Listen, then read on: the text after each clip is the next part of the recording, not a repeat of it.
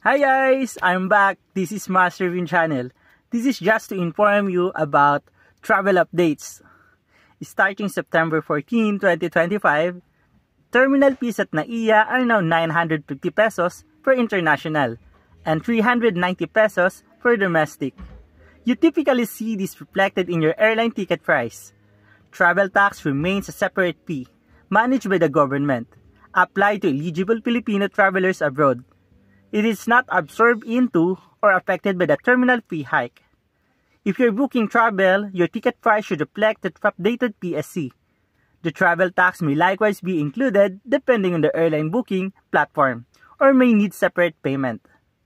The new terminal fee applies independently, is not a part of or added to the travel tax. Stay informed to avoid surprises. And again, this is Master Vin channel, giving you an update as Pinoy OFW. Bye-bye!